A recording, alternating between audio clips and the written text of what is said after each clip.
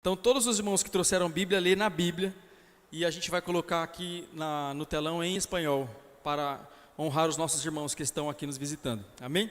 Então vamos lá, Efésios capítulo de número 6, versículo 1, está escrito assim, perdão, vamos ler a partir do versículo 10, irmãos. Efésios capítulo 6, verso 10, está escrito assim: No demais, irmãos meus, fortalecei-vos no Senhor e na força do seu poder, revesti-vos de toda a armadura de Deus, para que possais estar firmes contra as astutas ciladas do diabo, porque não temos que lutar contra carne e sangue, mas sim contra os principados, contra as potestades, contra os príncipes das trevas deste século, contra as hostes espirituais da maldade nos lugares celestiais. Portanto, tomai toda a armadura de Deus, para que possais resistir no dia mau,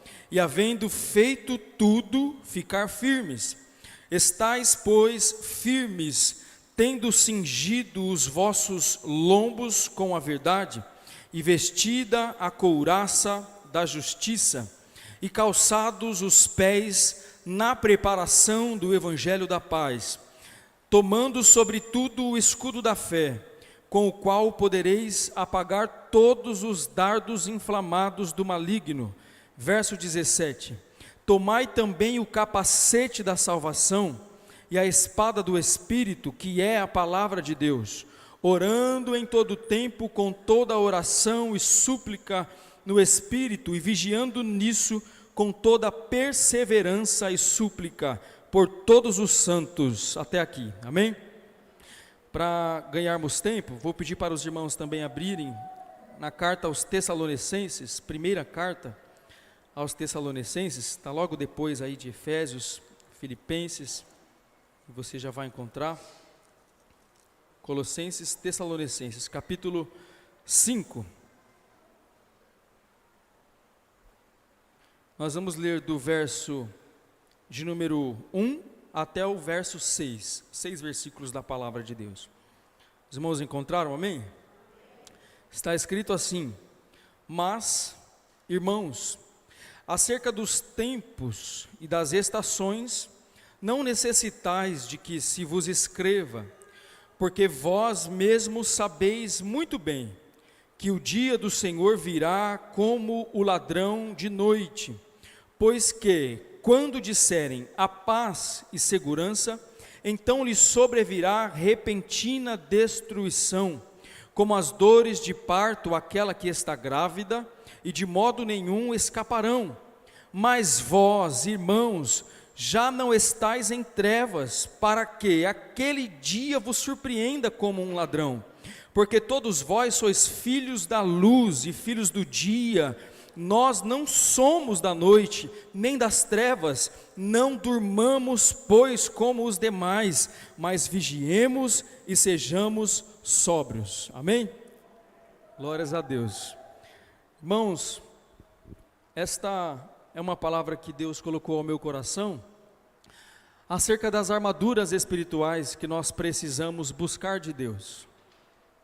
Esse texto, Paulo está ensinando estas igrejas acerca da importância de se adquirir proteção para a sua vida, para a caminhada e a peregrinação que temos aqui enquanto estamos caminhando por esta terra. Não dá para a gente chegar ao final do caminho sem estas armaduras. Não tem como chegar ao final e dizermos que vencemos se nós não nos atentarmos a estes pontos importantes da palavra de Deus. São vários aspectos que Paulo está trazendo aqui, são várias armaduras, cada uma das armaduras, irmãos, servem para uma parte do corpo. Se nós formos ver a couraça, serve para uma parte do corpo.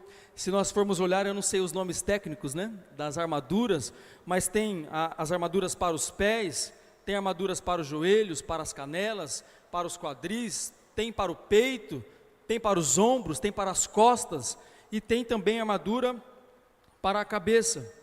E Paulo está trazendo detalhadamente cada uma destas armaduras aqui, para que elas servem e qual a importância delas. A primeira coisa, irmãos, que nós podemos de fato compreender com este texto, é que nós fomos chamados para sermos uma espécie de soldados de Cristo. Aliás, não apenas uma espécie de soldados de Cristo, mas de fato soldados de Jesus. Quando o apóstolo Paulo escreve a segunda carta dele para o jovem Timóteo, ele está olhando para Timóteo e ele ilustra o chamado, o ministério, a vida cristã, como um soldado. E ele diz para Timóteo: Timóteo, vem comigo sofrer as aflições como um bom soldado de Cristo. Então é um fato que há uma tipificação de Deus para nós, uma comparação em que Deus quer que nós nos comparemos a um soldado, para compreender como é que nós devemos viver aqui nesta terra, como é que nós devemos caminhar. São várias as ilustrações que a Bíblia usa, mas uma delas é ser como um soldado. Fazem mais ou menos 5 anos da minha vida que eu tenho observado como é a vida de um soldado. Irmãos, não é nada fácil ser um soldado. Primeiro, um soldado sempre representa uma autoridade que está superior a ele. Um soldado está sempre debaixo de uma autoridade e representando esta autoridade. O soldado é um braço forte, um braço armado de alguma autoridade. Como um soldado do estado de São Paulo, um soldado do exército brasileiro, este soldado representa aquela instituição. Se ele disser pare, nós temos que parar. Um soldado, então, nós compreendemos que um soldado tem uma autoridade. Ele pode ser o menor dentro da corporação, ele pode ser um pequeno dentro da corporação. Na condição de soldado em exercício, ele é uma autoridade. Então, irmãos, primeiro, por que é que nós precisamos nos colocar como soldados? Porque se nós não nos colocarmos como um representante, um soldado de Cristo, nós não teremos a autoridade necessária para enfrentar a batalha e a guerra que se estabeleceu já diante de nós. A primeira coisa então que nós devemos compreender: nós somos soldados, nós fomos chamados para uma batalha, não tem como fugir dela. O mundo, irmãos, e todo o seu sistema diabólico no domínio de Satanás, ele já estabeleceu uma guerra profunda contra todos nós os cristãos. Nós não estamos em paz com o mundo. A Bíblia diz que aquele que se constitui amigo do mundo se torna inimigo de Deus. Então nós não estamos em paz com o mundo. Se estivermos em paz com o mundo, automaticamente nos constituímos como inimigos de Deus. Nós somos inimigos de Deus, irmãos? Então nós estamos em guerra com o sistema mundano. Nós estamos em absoluto conflito, em plena batalha contra as hostes espirituais da maldade. Nós estamos em plena batalha contra o inimigo das nossas almas, e eu vou dizer algo a você nesta noite: ele não está de brincadeira sobre nós. O inimigo deseja destruir a mim e a você, meus irmãos. Isto é uma realidade. Agora, quando nós vamos falar acerca das armaduras que Paulo está orientando nós, como soldados, que nós devemos adquiri-las, tem uma das armaduras que me chamou muito a atenção, e eu queria tentar me ater com os irmãos aqui a esta armadura, que é o capacete da salvação. Irmãos, quando a Bíblia vai falar acerca da cabeça, a Bíblia atribui uma grande seriedade à cabeça, em várias ilustrações, em vários momentos. Por exemplo, quando Cristo vai se colocar como alguém, parte deste corpo que é a igreja, qual é a posição dele no corpo, irmãos? Não entendi, qual é a posição de Cristo no corpo? A cabeça. Então, para os irmãos terem uma ideia da importância do nome na Bíblia, cabeça, essa partinha aqui depois do pescoço para cima, que não serve só para comer não, viu, irmãos? Serve para pensar, serve para fazer tanta coisa importante. Nós, como igreja, não temos a autonomia de sermos considerados parte da cabeça. A cabeça, então, é algo importante. A cabeça não é qualquer parte do corpo. A cabeça não é uma parte do corpo que a gente pode ser ferido sem se preocupar. Um menino, quando bate a cabeça, uma criança, estou falando menino porque eu estou andando muito com os maranhenses, viu, irmãos? Tanto faz criança, menina, menino, é tudo os meninos para eles, né? Não é as crianças, é os meninos. Os meninos, quando bate a cabeça, o que é que a gente tem que fazer, irmãos? Se preocupar. a gente fica de olho para ver se não vai dormir. Não sei se isso é superstição, acho que não, né? Acho que é porque é perigoso mesmo, não é? Se a criança dorme depois que bate a cabeça, é um problema, não pode deixar, né? O Caleu, quando bate a cabeça, a gente fica lá, não deixa ele dormir, não deixa ele dormir. E olha que o menino tem uma cabeça dura, viu, irmãos? É capaz de quebrar a parede, mas não quebra aquela cabecinha dele, não. Então a cabeça é um ponto importante, um ponto estratégico, um ponto de nós prestarmos atenção a tudo que acontece a respeito dela. Na cabeça, irmãos, está o comando de todo o corpo. Se eu pedir aos irmãos, levantem o braço direito, e os irmãos levantarem, da onde saiu o comando? Da cabeça. Se eu pedir aos irmãos, repitam comigo tal frase, diga para o seu irmão que ele é bonito, da onde sai o comando? Da cabeça. Sai da boca, mas tudo está relacionado à cabeça. Tudo está relacionado à nossa mente, ao nosso intelecto. Então há uma preocupação importante a respeito desta parte do corpo. Olha que ilustração tão simples eu estou trazendo para que você entenda aquilo que Jesus quer falar ao seu coração. Quando nós vamos para Gênesis, no início do Evangelho, no proto-Evangelho de Cristo, quando o nosso Deus está sentenciando o homem, a mulher e a serpente, ele diz à mulher que ela e a serpente seriam inimigas por toda a eternidade, não é assim? E que também a serpente, naquele momento que representava o inimigo das nossas almas, estava ali ferindo a mulher, ferindo a humanidade, ferindo o homem. E aonde era a ferida do homem, irmãos? Não, no calcanhar. A ferida da serpente ao homem era no calcanhar. O que é uma ferida de calcanhar? O César pode falar bem sobre isso. Ferida de calcanhar é uma ferida que incomoda. Ferida no calcanhar, nas pernas, é uma ferida que traz incômodo, dificuldade. A gente anda com dificuldade, a gente caminha com dificuldade. É o que aconteceu com a humanidade quando ela foi ferida no calcanhar pelo inimigo das nossas almas, com o pecado. O pecado foi para nós como uma ferida no calcanhar. Nós ainda estamos andando mancando, até que um dia nós seremos transformados.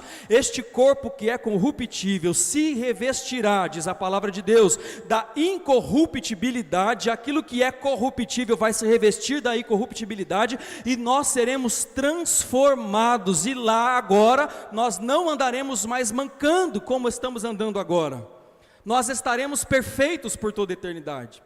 Mas continuando no texto de Gênesis, quando o nosso Deus está sentenciando agora Satanás, representado pela serpente, ele diz: você feriu a cabeça, você feriu o calcanhar do homem, mas haverá de nascer um dia, da semente desta mulher que você hoje feriu, e ele, Satanás, vai te ferir com uma ferida na cabeça. O que representa então ferida na cabeça? Ferida na cabeça representa uma ferida de morte.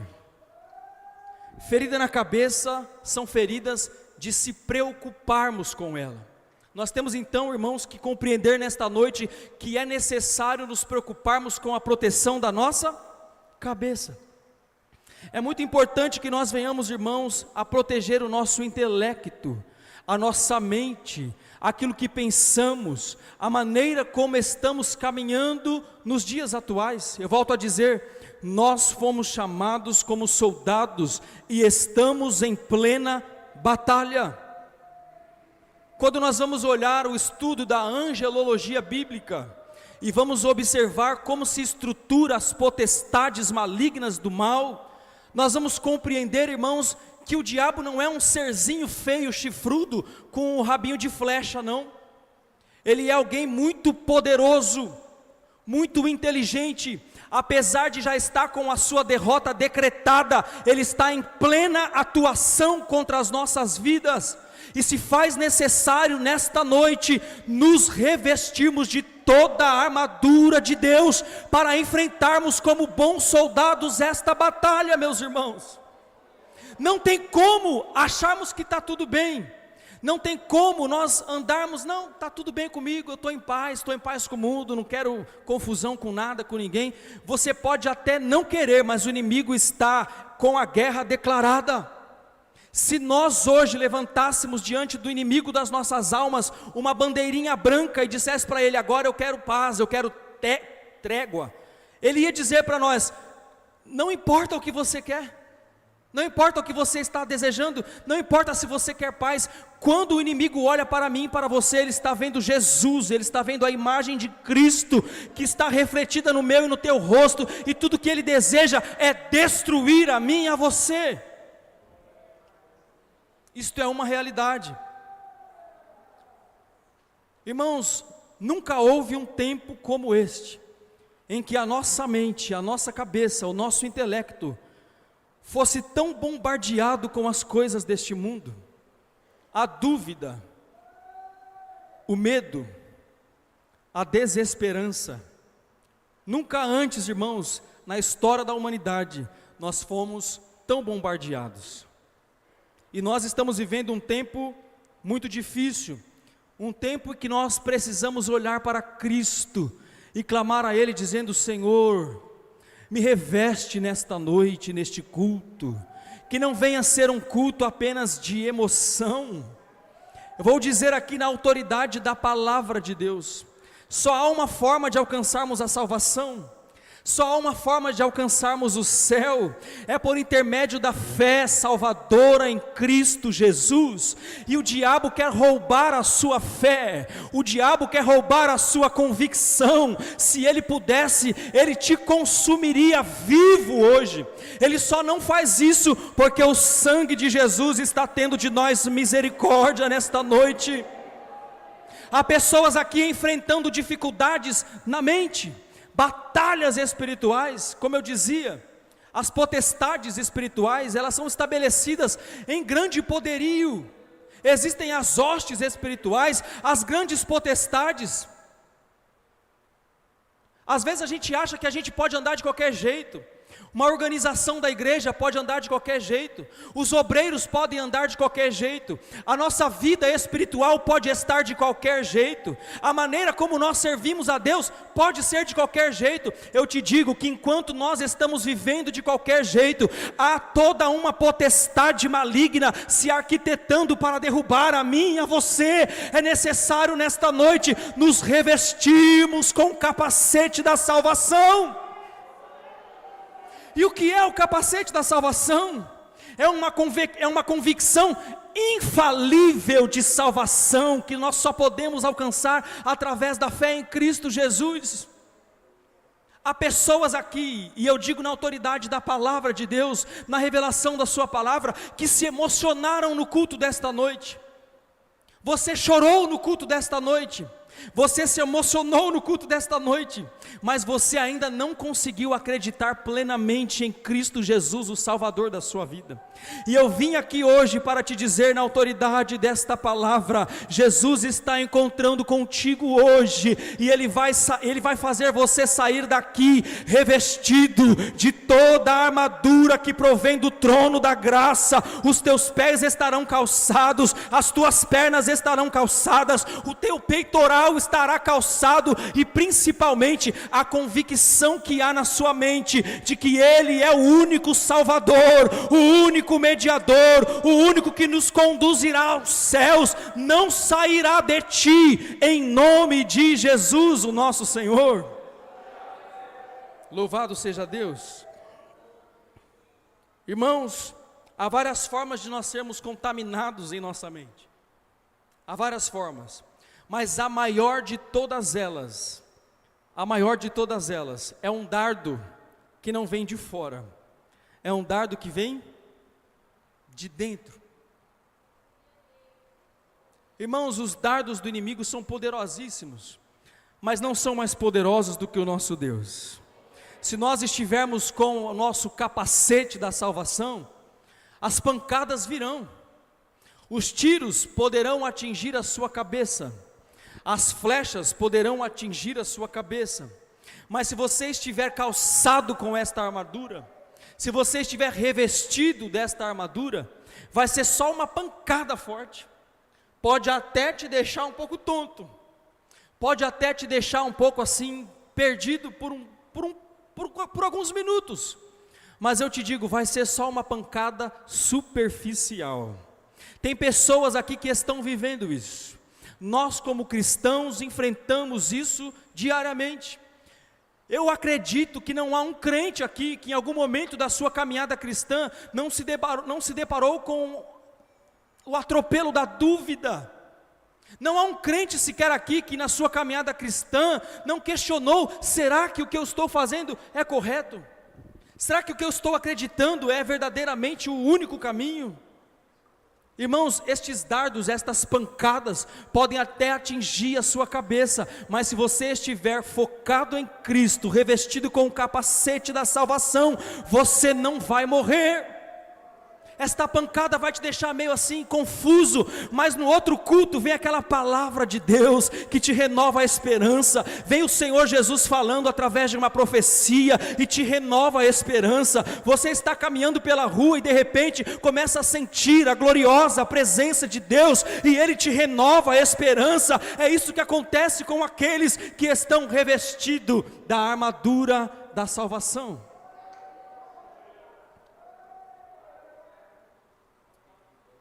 Agora, aquilo que está fora nos dá uma pancada, mas aquilo que está dentro de nós é com que a gente tem que tomar mais cuidado, irmãos. Quando nós vamos falar de tentações, por exemplo, hoje foi até tema da nossa aula, um pouquinho a respeito desse tema na escola dominical. As tentações, irmãos, elas podem advir do inimigo das nossas almas, mas sabe como é que ele arquiteta esta tentação para tentar nos laçar, nos pegar? Sabe de que maneira ele trata, de que maneira ele se arquiteta? Irmãos, a Bíblia diz que nós somos engodados pelas nossas próprias concupiscências, os nossos próprios desejos. Aquilo que está dentro de nós é aquilo que o inimigo vai usar para contra-atacar a nossa vida. Nós somos seres humanos, nós temos necessidades, como bem disse nosso querido professor Doriel, até mesmo fisiológicas, mas se faz necessário, meus amados irmãos, tomarmos cuidado com aquilo que está dentro de nós. É isto que nos contamina. São tiros de todos os lados. Você pode estar ouvindo esta palavra e dizendo: como é complicado e difícil ser crente. E eu te digo: azar o teu, eu sinto muito, mas você já ouviu a palavra, você já conheceu a verdade. Mesmo que você tentar fugir desta verdade, desta palavra, você não consegue mais. Não tem mais outro caminho para você, não tem outro jeito para você, senão agora se esforçar para chegar aos céus, porque você já tem esta convicção, que só há um caminho pelo qual nós chegaremos aos céus, e este caminho é Jesus. Eu estou te encurralando através da palavra nesta noite, te dizendo: você agora está em guerra, quer queira, quer não. Se você disser: eu quero sair agora disso, não quero mais saber disso, eu não queria nem ter ouvido sobre esta palavra, já é tarde demais.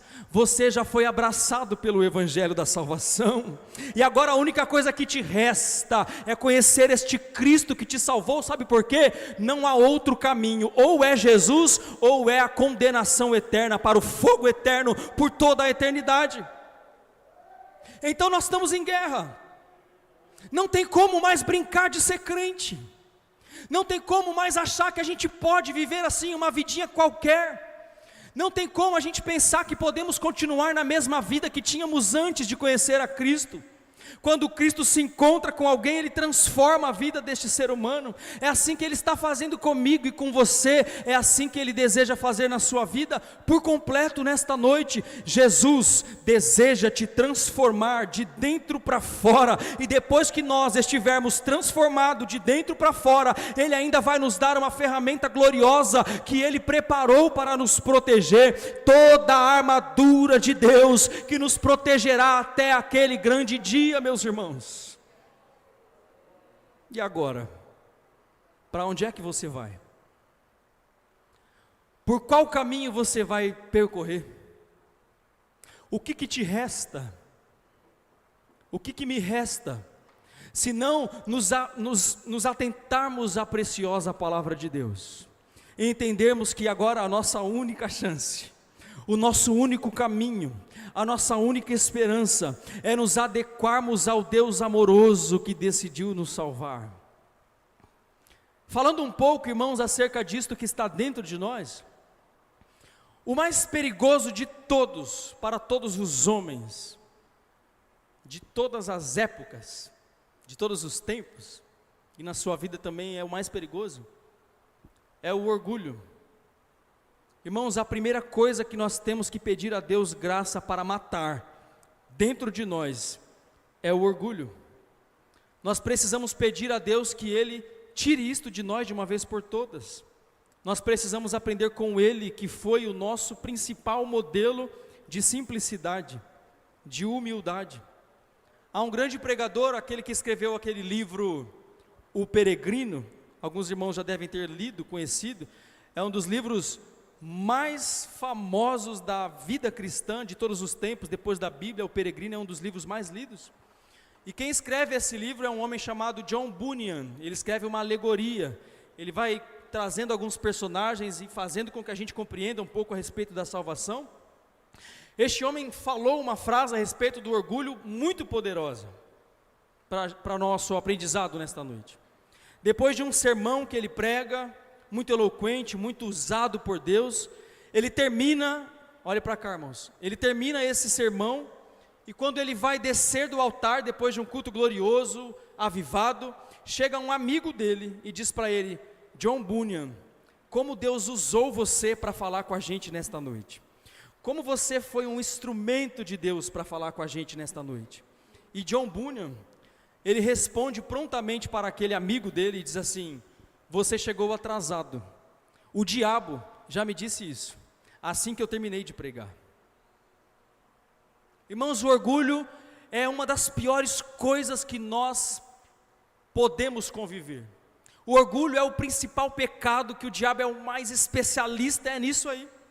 Foi o motivo pelo qual ele caiu dos céus, foi o motivo pelo qual ele perdeu todo o prestígio que ele tinha, é o motivo pelo qual ele não tem mais direito a perdão. E sabe o que ele quer? Fazer do meu e do teu coração um coração como o dele, um coração cheio de orgulho, porque ele sabe que o nosso Deus é um Deus que não resiste, ele não suporta, ele não aceita ao orgulhoso. Não tem como a gente tentar estabelecer um relacionamento com o nosso Deus com o orgulho dentro de nós. Irmãos, como eu disse, para finalizar já a palavra, para caminhar aqui para o término, eu gostaria de pedir aos irmãos que abrissem comigo a carta de Paulo aos Romanos, no capítulo 13, Romanos, capítulo de número 13, vamos ler os versículos de número 11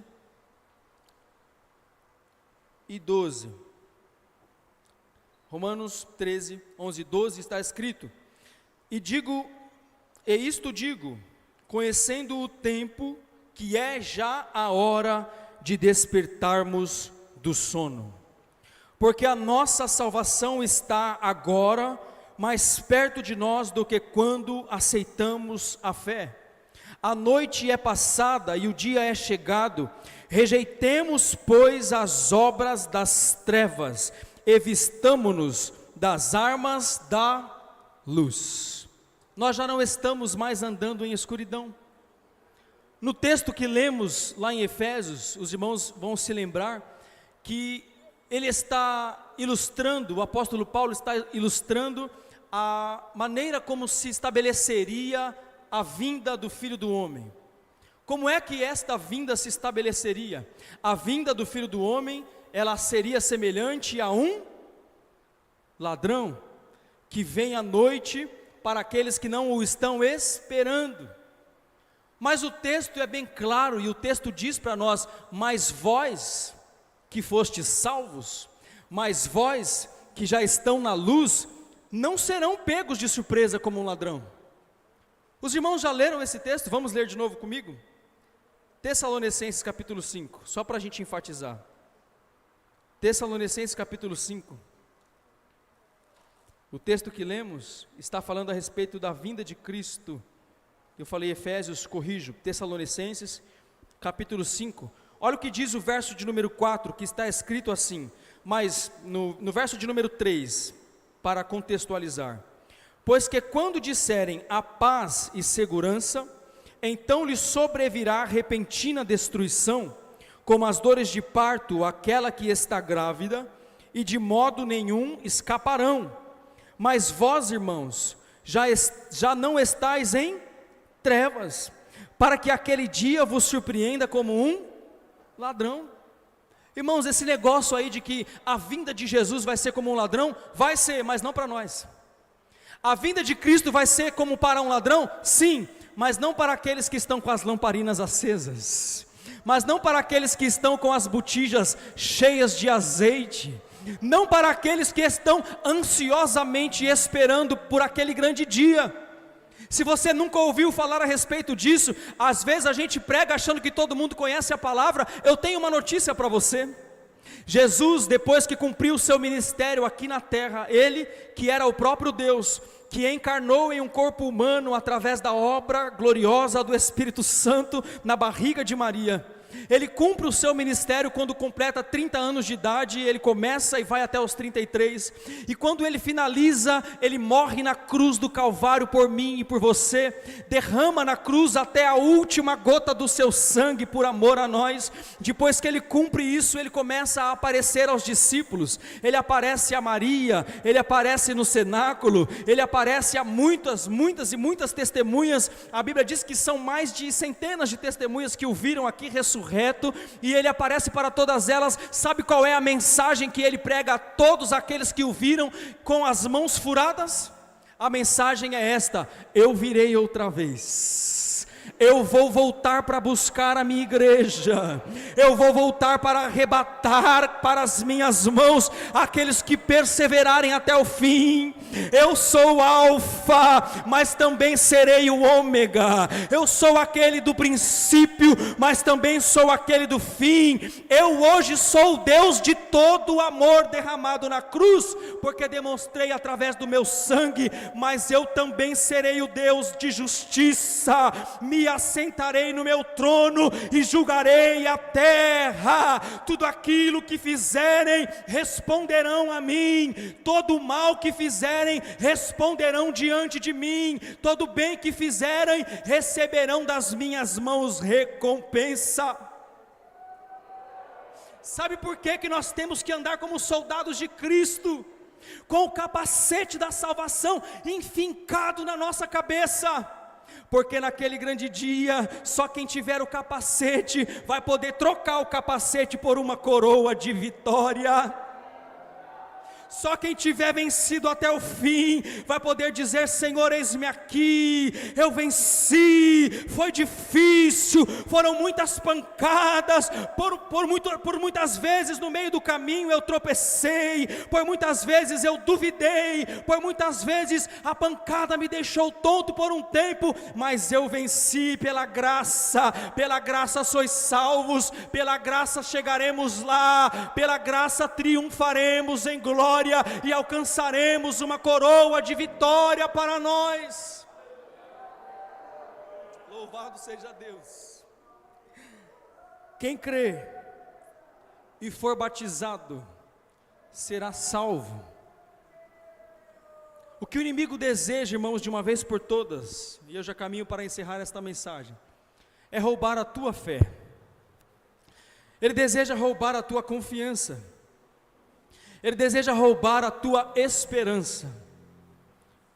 Eu estou pregando para um público aqui nesta noite, com toda a convicção desta palavra, que você por esses dias tem questionado a Deus: Senhor, eu até acreditava, eu até já sentia a tua presença, eu até já vivi algumas experiências, mas quer saber, eu acho que essas experiências que eu vivi foram coisas da minha cabeça.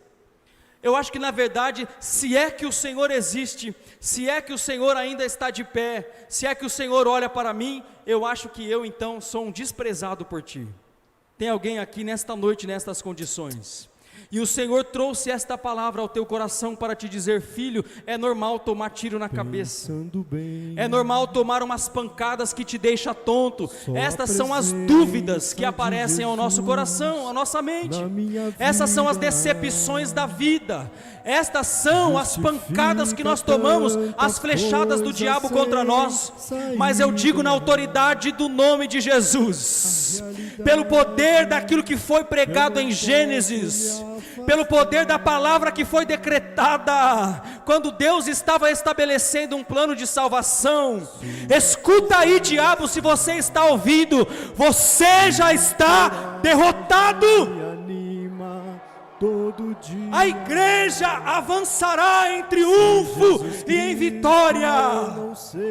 E eu te digo no nome de Jesus, você faz parte desta história, você faz parte desta igreja. Você e eu, meu irmão, vamos chegar de mãos dadas nos céus, dizendo: valeu a pena caminhar mais um pouco, valeu a pena esperar nele, valeu a pena ir para a oração mesmo sem saber orar, valeu a pena perdoar os nossos irmãos, valeu a pena caminhar de mãos dadas uns com os outros, valeu a pena deixar para trás tudo aquilo que é bagagem do diabo contra a nossa vida. Nesta noite, Deus está trabalhando no seu coração e dizendo: eu te revisto de toda a armadura, e eu coloco hoje na sua cabeça um capacete de salvação. Esta salvação não será abalada, a tua fé não será abalada. Eu estou contigo, diz o Senhor Jesus.